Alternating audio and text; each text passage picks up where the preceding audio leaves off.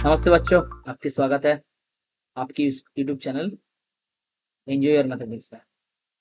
तो ये PYQ series का थर्ड सीरीज है आपका। दोनों सीरीज आपका 14 क्वेश्चन शायद हो गए थे।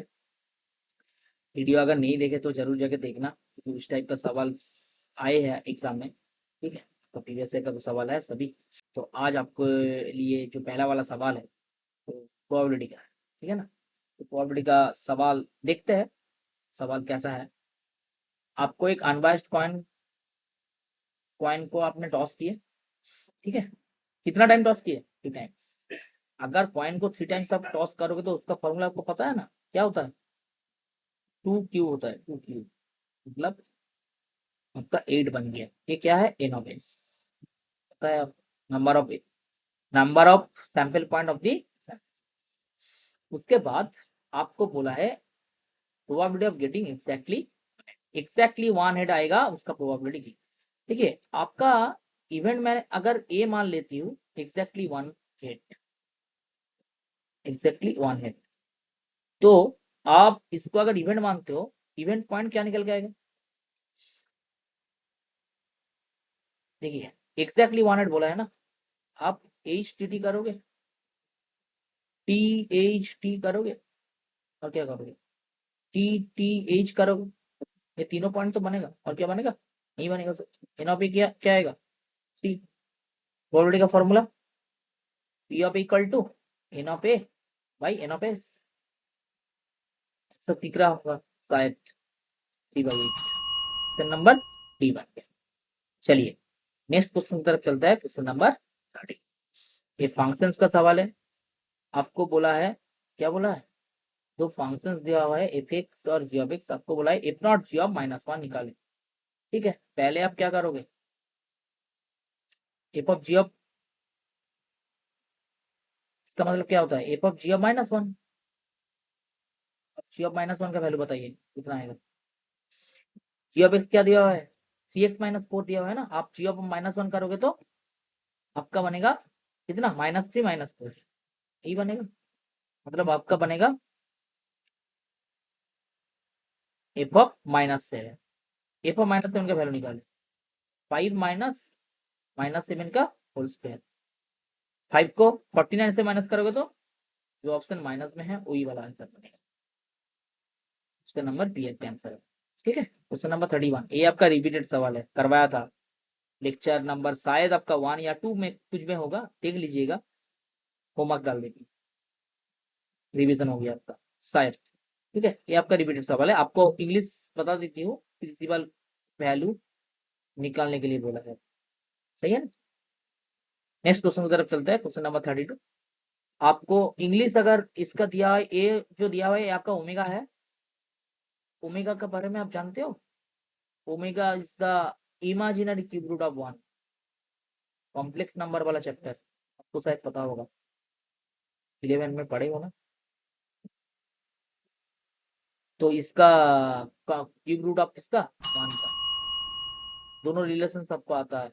एक आता है 1 प्लस ओमेगा स्क्वायर का वैल्यू 0, और एक आता है ओमेगा क्यूब का वैल्यू। आप बताइए क्या करोगे? ऑपरेशन लगा दो, R1 plus R2 plus R3। Okay, आप जब करोगे पहला वाला रो 1 प्लस आपका omega plus omega square, 1 plus omega plus omega plus omega square, और 1 plus omega plus omega square. Simple. अब दूसरा रो सेकंड रो एमसीयू सॉल्व करना हो, ये सब सॉल्व करना हो ना, क्यों लिखोगे दूसरा रो? जब आपका एक रो का हर एलिमेंट 0 आया तो ऑप्शन नंबर कौन सा बनेगा? सी बनेगा। ये आपका ऑप्शन सही है ना। ठीक है, चलिए नेक्स्ट क्वेश्चन। Question number 33। ये आपका कौन सा सवाल है? ये आपका सवाल है हैंकर वाला सवाल। नॉट एक्स एक ऐसा फंक्शन होता है, ग्राफ इसका ऐसा होता है, ये 0 पॉइंट में अगर इसको आप ब्रेक करते हैं तो एक ऐसा बनता है। एक्स ग्रेटर देन 0 में आपका एक्स आता है, एक्स लेस देन 0 में आपका -x आता है, x less than x equal to 0 करोगे तो आपका 0 आता है। ठीक है, अब जब इसका आपको बोला है एक फंक्शन दिया हुआ है। ठीक है, एक्स इक्वल टू 0 में एक फंक्शन क्या होगा? देखिए F x mod x function आप जानते हैं नॉट डिफरेंशिएबल फंक्शन, क्यों? क्योंकि इसका शार्प कॉर्नर पॉइंट आपका 0 है, 0 पॉइंट में आपका दोनों टेंजेंट ड्रॉ होगा तो एक कभी भी डिफरेंशिएबल नहीं बनेगा। तो जहां जहां डिफरेंशिएबल दिख रहा वो वाला ऑप्शन आप पहले ही क्रॉस कर दो, मतलब ऑप्शन नंबर डी और ए में आपका होगा। आपको चेक करना है इसका कंटिन्यूटी क्या होगा, मतलब कंटिन्यूअस से बनेगा कि नहीं बनेगा। बिल्कुल मॉड एक्स फंक्शन कंटिन्यूअस होता है, क्योंकि इसका जब आप राइट हैंड लिमिट करोगे 0 आएगा, F of 0 plus left hand limit करोगे वो भी 0 आएगा, फंक्शनल वैल्यू करोगे वो भी 0 आएगा। तो इसका ऑप्शन बनेगा कौन सा? Continuous and not differentiable. बहुत इंपॉर्टेंट सवाल है, ठीक है, बन सकता है पेपर में। नेक्स्ट नेक्स्ट क्वेश्चन की तरफ चलते हैं। क्वेश्चन नंबर 34 आपका दिया हुआ है, एक कार्व दिया हुआ है, उसका टेंजेंट आपने ड्रॉन किए, जो टेंजेंट आपका एक्स एक्सिस के साथ कौन सा एंगल किए? थीटा। कौन सा पॉइंट में? 5/2।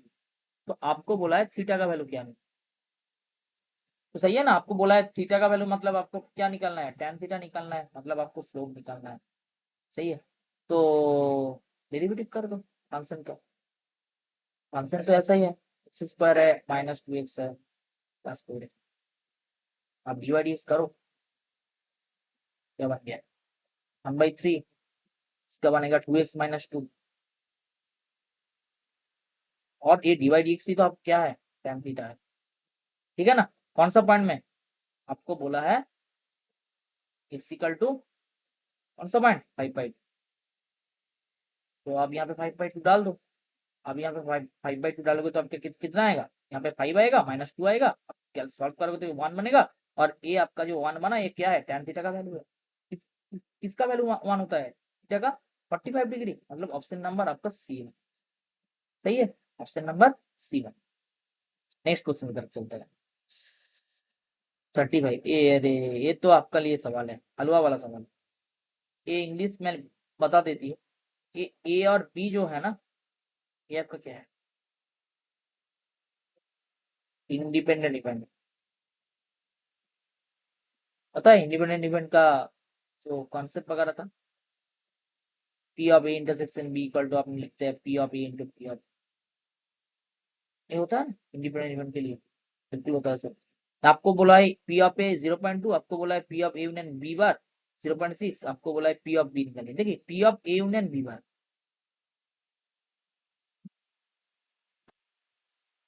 कैसे करोगे? कोई चैनल वाला फॉर्मूला लगा दो, P of A into, sorry P of A और P of bar B bar minus P of A intersection B bar. जब ए और बी इंडिपेंडेंट है तो ए और बी का कंप्लीमेंट ओ भी इंडिपेंडेंट होता है। ये आपका इंडिपेंडेंट इवेंट का प्रॉपर्टीज है। P of A, P of B bar, P of B bar का वैल्यू आपको चाहिए, मतलब पी ऑफ बी का वैल्यू आपको चाहिए ना, ठीक है। आप इसको कैसे करोगे? आप इसको 1 माइनस पी ऑफ बी लिख दो, और क्या। और P of A intersection P bar जो दिया है इसको वैसे करो P of A into P of B bar, क्योंकि ये दोनों इंडिपेंडेंट है, ठीक है ना। तो आपको यहाँ पे पी ऑफ ए मिला, यहाँ पे 1 माइनस पी ऑफ बी है, और ए 1 माइनस पी ऑफ बी ऐसे ही रख दो, और यहाँ पे पी ऑफ जो बी बार दिख रहा इसको आप 1 माइनस पी ऑफ बी कर सकते हो, कि आपको तो यही चाहिए। तो 1 माइनस पी ऑफ बी अगर कॉमन ले लेते हो तो क्या बन गया? आपका बना 1 माइनस बी, सही है ना। और लेफ्ट की तरफ आपका वैल्यू है कितना? 0.6 पी ऑफ यूनियन बी का बी बार का वैल्यू, और 0.6 पी ऑफ ए का वैल्यू आपको दिया हुआ है कितना? 0.2। यहाँ पे और एक ब्रैकेट होगा 0.2 प्लस, आपको बोला है 1 माइनस पी ऑफ बी डाल सकते हो, और आपको 1 minus P of A, 1 minus P of A का मतलब 1 माइनस 0.2, 1 माइनस 0.2 का मतलब आपको कितना होगा? 0.8 आएगा, और 0.6 से लेकर 0.2 मल्टीप्लाई माइनस करोगे तो 0.4, आपका बन गया 1 माइनस पी ऑफ बी, और इस 0.8 को इस तरफ लेके आ गए, पॉइंट से पॉइंट हट गया, और आपका बना पी ऑफ बी का वैल्यू कितना? 1 माइनस 4/8, मतलब हाफ, मतलब आंसर बना आपका हाफ। पॉइंट में अगर करोगे तो 0.5। ठीक रहा ऑप्शन, ऑप्शन नंबर ए आपका आंसर। ठीक है, चलिए नेक्स्ट क्वेश्चन 36। ये भी एक प्रोबेबिलिटी का सवाल है। ये आपका रैंडम वेरिएबल का सवाल है। आपको बोला है एक से एक रैंडम वेरिएबल है जिसका एक्स ये रैंडम वेरिएबल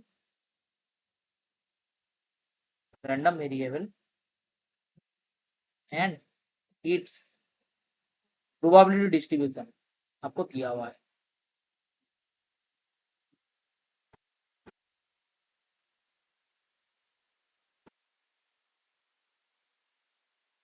कितना दिया हुआ है वो तो टेबल में ही है, दिख रहा ना। तो हम जानते हैं इस क्वेश्चन में जो प्रोबेबिलिटी रहता है उसका सम क्या होता है, ऑल प्रोबेबिलिटी का सम 1 होता है। आपको P1 plus P2 plus P3 का वैल्यू पता है कितना है, 0.8। आपको बोला है कौन सा सही है। ठीक है, तो यहाँ पे P1 plus P2 plus P3 का वैल्यू होगा 0.8 है, तो P4 का वैल्यू कितना निकल के आएगा 1 माइनस 0.8, मतलब आपका आएगा 0.2। ऑप्शन में है, देखिए ना, नहीं है सर, तो ये ऑप्शन गलत हो गया आपका। ठीक है ना। और P2 plus P3 plus P4 का वैल्यू कितना है, A3 है आपका। P2 plus P3 plus P4 का वैल्यू 0.9 है, मतलब P1 का वैल्यू आपका निकल के आएगा 1 माइनस 0.9, मतलब आपका बनेगा 0.1। 0.1 है P1 का वैल्यू, ये भी नहीं है। तो आप एक काम देखिए, P1 का वैल्यू 0.1 निकल के आया और P ऑफ 4 का वैल्यू 0.2 निकल के आएगा। इन दोनों का सम कभी भी 0.3 बन सकता है, बिल्कुल बन सकता है। ऑप्शन नंबर बी आपका आंसर है। और क्या, ठीक है। ये 36 37 क्या बोला है, एक डिटर्मिनेंट है। ठीक है, उसका एनी टू रोज और एनी टू कलम्स अगर आइडेंटिकल हो गया तो आपको पता है ना क्या होता है, ये तो प्रॉपर्टीज है। नेक्स्ट क्वेश्चन की तरफ चलते हैं। अरे ये तो मैंने जो पीवाईक्यू सीरीज क्या है यार, डिफरेंशिएशन में करवाया आपका ऐसा वाला सवाल। अगर प्लेलिस्ट नहीं देखे तो जरूर जगह देखना। ठीक है, उसमें है इनवर्स फंक्शंस का जो पीवाईक्यू सीरीज डाला था उसमें है इसी टाइप का क्वेश्चन।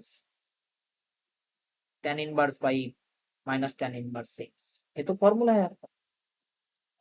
और इसका डेरिवेटिव जब आप करोगे कितना निकल के आएगा, ये बताइए। इसका डेरिवेटिव 0 होगा, इसका डेरिवेटिव 1/1 का एक्स स्क्वायर, माइनस साइन तो सामने है। ऑप्शन नंबर क्या बन गया, ऑप्शन नंबर ए बन गया। सही है ना। 39। अरे ये तो फिर से रिपीट हो गया, एक पिछले वाला लेक्चर में है शायद। ये भी होमवर्क आपके लिए, रिवीजन से कर लोगे, पता है। और कमेंट सेक्शन में बताना जरूर, छोड़ के मत देना। ए भी आपका रिपीट हुआ सवाल, इसका आंसर बनेगा कौन सा, ऑप्शन नंबर सी बनेगा आंसर। सही है, ये भी रिपीट है, करोगे। ये भी होमवर्क आपके लिए। चलिए नेक्स्ट क्वेश्चन की तरफ चलते हैं।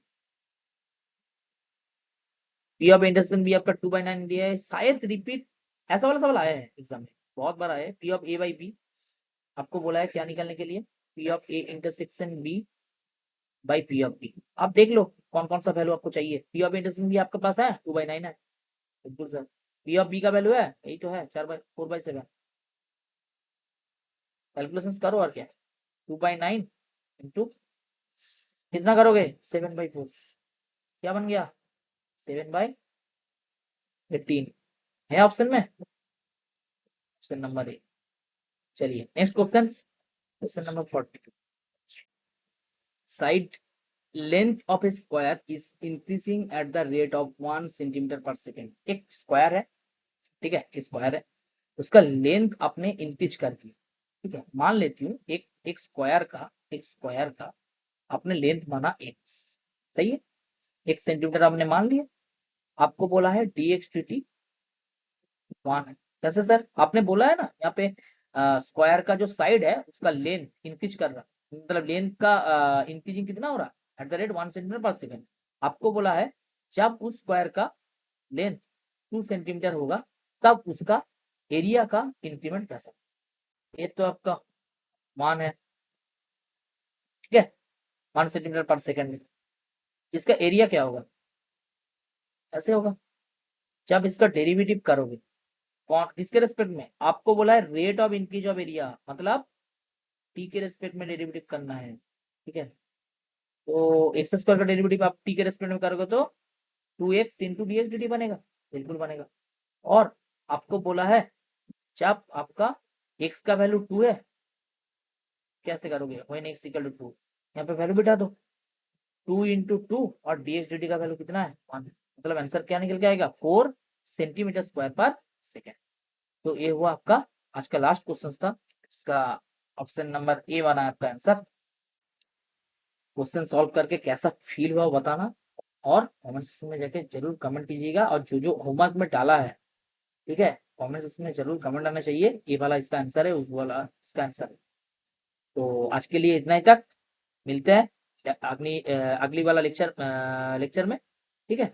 और पीक्यू सीरीज अभी खत्म होने वाला ही है, क्योंकि आपका ये तीनों सीरीज तो हो ही गया, और दोनों वीडियो शायद आएंगे पीवाईक्यू सीरीज का, ठीक है।